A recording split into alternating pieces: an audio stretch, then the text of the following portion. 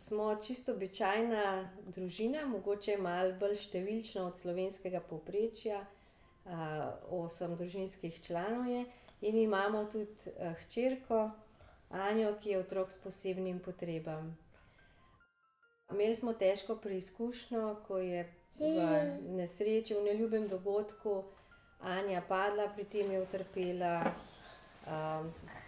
težko poškodbo glave, potem je pa še v bolnici prihajalo do zapletov, bakterijski meningitis.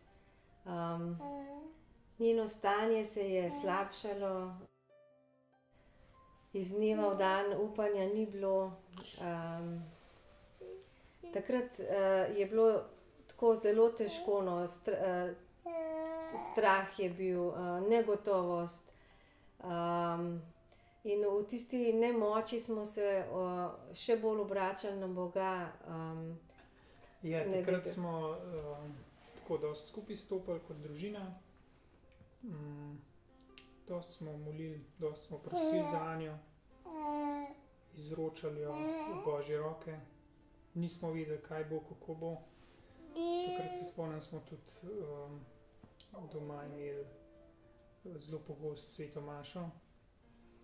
In to nam je zelo pomagalo, se spomnim. To nas je povezalo, to nas je pomirjalo. In rekel, to preizkušnjo takrat smo zaradi tega dosti lažje prestali. A ne, Anja? V bistvu je bil to en tak milosten čas šele takrat, ko smo vse skupaj izročili v Božje varstvo.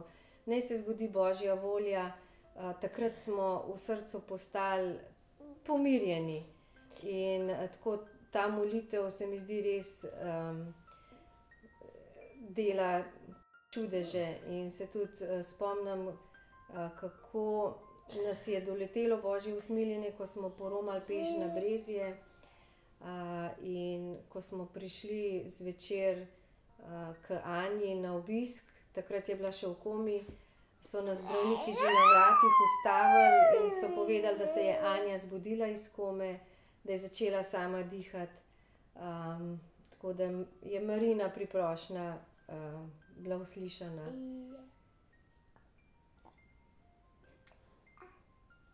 Ja, pol si pa ti domov prišla, ne? Že kmalu. In pol pa v bistvu počasi smo se navadili nanje. V začetku je bilo dosti težko. Se je pa počasi po kapljicah je šlo skozi na boljše, ne? In ogromno je bilo nekih rehabilitacij, nekih fizioterapij potrebnih.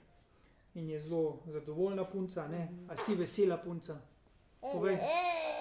Vesela si, ja. Pa govoriš kljub temu, da je res težko gibalno pa duševno ovirana, je en tak sonček v naši družini. V bistvu ona nas uči potrpežljivosti, ona nas uči hvaležnosti, ene ponižnosti.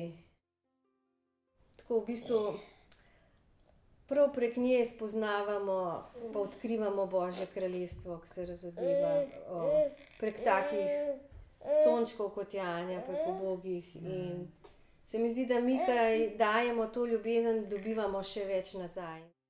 Ta izkušnja nas je sigurno zelo obogatila, predvsem nas je povezala, se mi zdi naredila duhovno močnejše, zbližala med seboj in tudi zbližala z Jezusom in z Bogom.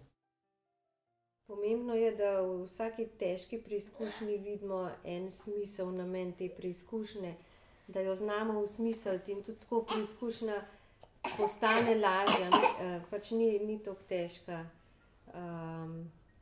In tako zanimivo se mi zdi, ko je papež Frančišek nas spodbudil, da v bistvu naj ne obupavamo, da mi smo vstajenski kristjani in da je pesem naša. Aleluja.